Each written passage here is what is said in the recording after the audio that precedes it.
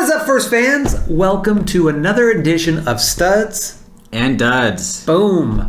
We are doing this based on the Thursday game, which was Baltimore versus Miami. Yeah, kind of a awful game for the most part. Yeah, if you guys watched that. Especially the first half. Yeah, so we're going to give you what we think are some of the studs and duds and a little fantasy information to go along with it right after this. Hello.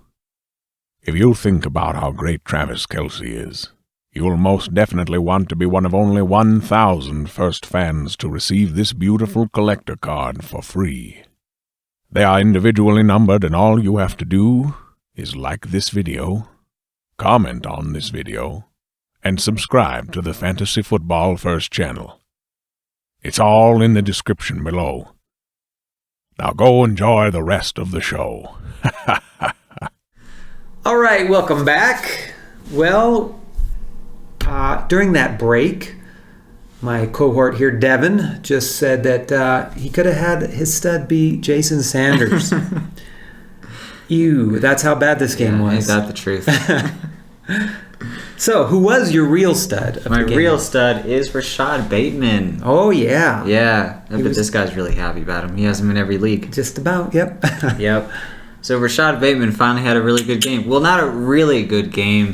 For him, for a rookie. Yes, yes. For this game, it was a really good game. For his fourth game, it was really good, yeah.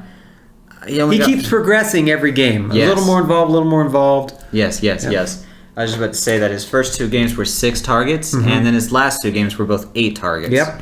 So he's progressively getting better. I don't know if he's ever going to get to the Marquise Brown level where he's going to get over 10 targets a game. Yeah, he'll probably surpass that.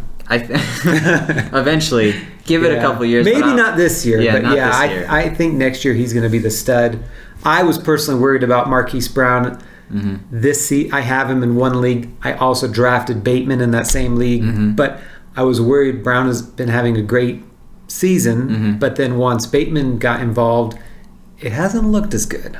Yeah, actually, that's actually what I predicted about Marquise Brown. Somebody was asking me about him, and I said, yeah, he's been doing really good, but I don't see him doing as well once Rashad Bateman starts, elevating. Yeah. So, yeah. For this game, he was a fairly decent stud. Yeah, there's been a couple times where he's actually come close to about 100 yards. I can see him going over that at some point. I think if you got yourself Rashad Bateman, I would definitely be happy. I'd start playing him sometime soon. Yep. Agreed. Okay, my stud was Mark Andrews, Baltimore, tight end. Unfortunately, I have Mark Andrews and Mike Gesicki on one team. And because of the matchup, Baltimore's terrible versus the tight ends, I played Gesicki. Yeah. Against my better judgment, kind of. But I tried to use reasoning, say, you know what? Okay, this is going to be... Yeah. There's not much else on the team, and that was proven, kind of. I mean, they threw to no-name receivers, which doesn't help any of our fantasy teams. And, Gesicki was the dud. That's not my dud, but that was a dud. Is that your dud? I can't remember. Yeah, Mike Gesicki is my dud. Spoiler alert. Yeah. Back to Andrews, though. He had 6 catches, 63 yards, and a touchdown. So for a tight end, that's pretty studly. Yeah, that's really good. Seven targets, I think. For Andrews? Yeah.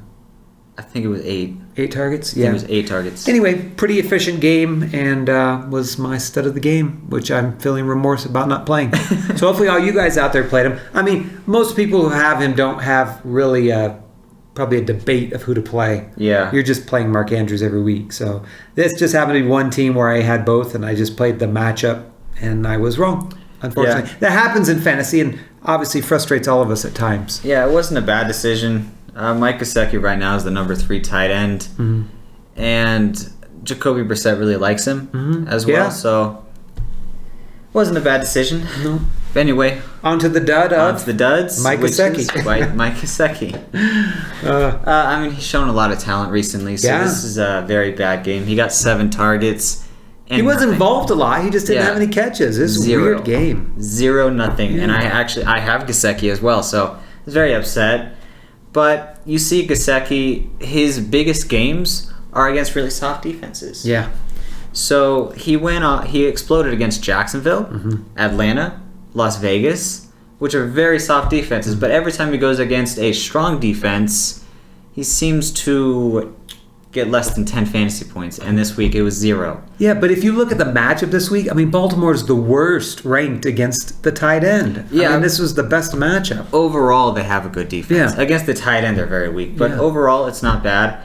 I just thought I'd point that out. Yeah. But the next 3 weeks, they're going against the Jets, Carolina, which has a pretty good defense. Yeah. But lately, they haven't really looked good at all. Yeah. And then against the Giants, which has pretty soft defense. Yep. So I can see Gesicki doing very well from here on out, just because he got a 0.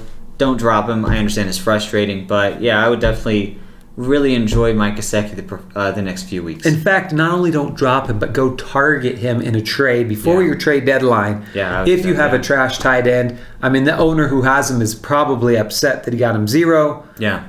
Or her 0, and you might be able to sway them away for a bag of chips. And with good matchups, we like him.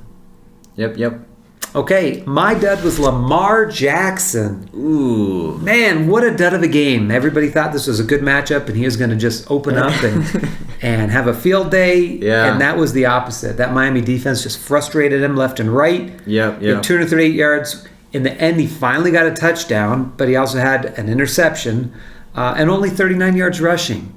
Not a good game from him. It was 16 total fantasy points. I mean, that's not bad. But it's not good. It's bad for him, yeah. Especially for him. I mean, if you're getting less than 20, especially in this kind of a matchup, I mean, I think most of us were expecting 25 to 30 or more. But I mean, reasonably thinking 25 to 30. Yeah. And it just didn't happen. So I think for everybody playing Lamar, that was a huge dud. Once again, target him and see if you can trade. You know, he's had a couple games here recently that haven't been great. Yes. So you might be able to acquire him. Lamar Jackson? Yeah. For not on the high. I agree. Yeah. So keep that in mind. You know, go to the Lamar Jackson owner and see if they're willing to make a trade happen. Yeah, definitely. Okay. That is it, I think, for our Studs and Duds, our Thursday night Studs and Duds. Game of the Week. Week 10. Yeah, we hope you guys like that. If you got any comments, questions, any start sits for this week, we'll be happy to help with those. Just put them in the comments below. You can put that towards getting your TRAVIS KELCE Collector Card. We've been getting quite a few of the people wanting those now, so get yours. And even for you subscribers who haven't done it yet, you're welcome to always do it. There's quite a few of you who haven't done it yet, so if you want one, obviously you're subscribed, comment, send us your leave a like, send us your email address, and we will mail one out free of charge. Okay, with all of that being said, always remember to finish first. Thank you for listening to the FantasyFootballFirst.com podcast. Jackson throws complete. Crabtree has it for a touchdown. We hope you enjoyed today's episode. Get more fantasy info and check us out at FantasyFootballFirst.com.